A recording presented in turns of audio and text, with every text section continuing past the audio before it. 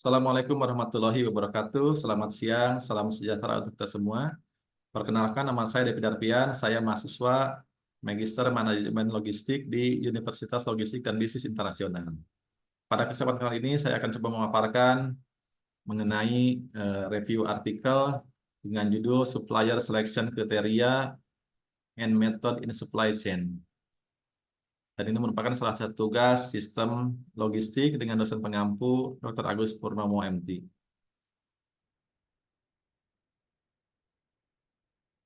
Untuk abstraksinya, di sini adalah proses pemilihan pemasok yang efektif, sangat penting bagi keberhasilan perusahaan manufaktur. Tujuan utama dari proses pemilihan pemasok adalah untuk mengurangi resiko pembelian, memaksimalkan nilai keseluruhan bagi pembeli, dan membangun hubungan yang erat dan jangka panjang antara pembeli dengan pemasok dalam lingkungan industri yang kompetitif saat ini. Kemudian beberapa peneliti juga telah mengembangkan model hibrida dengan menggabungkan beberapa jenis metode untuk melakukan pemilihan supplier ini. Kriteria dan metode pemilihan supplier masih dianggap sebagai isu penting bagi industri manufaktur. Oleh karena itu, dalam penelitian ini kami meninjau secara menyeluruh dan menganalisis secara kritis literatur untuk mengatasi masalah yang ada. Kemudian untuk pembukanya, di sebagian besar industri biaya bahan baku dan komponen merupakan persentase terbesar dari biaya produksi.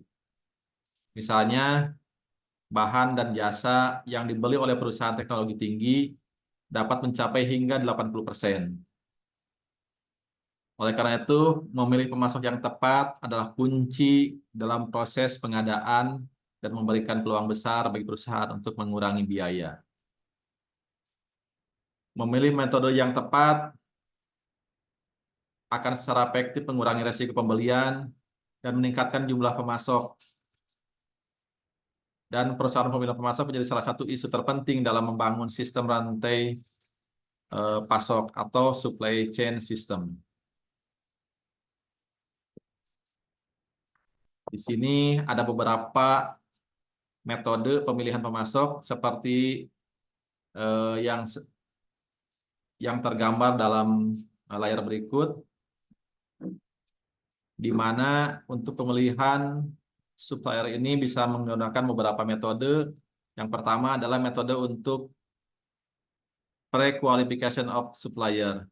Di sini bisa menggunakan categorical method, DEA, cluster analysis, kemudian MADM teknik, bisa menggunakan AHP, ANP, TOPSIS, MAUT, outranking method, kemudian mathematical programming model menggunakan linear programming, multi-objective, linear programming atau MOLV, dan goal programming. Kemudian untuk artificial intelligence method bisa menggunakan case-based reasoning atau CBR, kemudian artificial neural network, kemudian fuzzy logic approach, dan combined approach. Ini adalah penggabungan dua metode, yaitu antara AHP dengan TOPSIS, AHP dengan MOLP, atau MAUT dengan LP.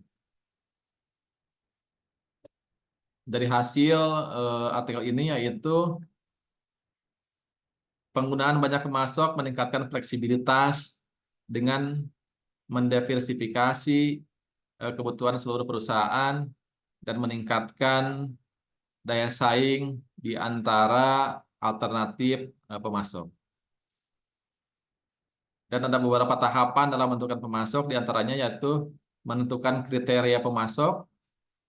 Dan ini dalam penentuan kriteria pemasok ini ada berbagai kriteria penting yang bisa menjadi perhatian bagi perusahaan. Di antaranya adalah biaya, kemudian harga, kualitas, pengiriman, kemudian riwayat kinerjanya, kebijakan atas jaminan dan klaimnya, kemudian fasilitas, kapasitas produksi, kemampuan teknis, posisi keuangan, dan lain-lain.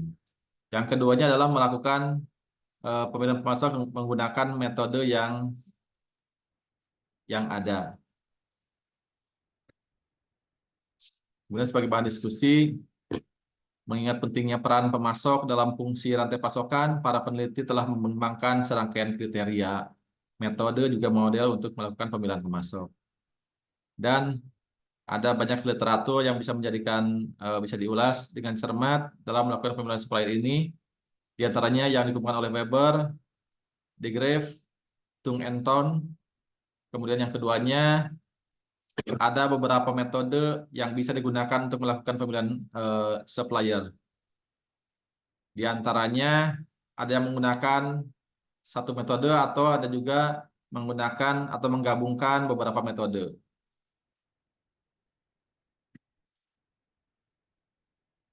Kemudian penggunaan banyak pemasok akan meningkatkan perbaikan dengan mendiversifikasi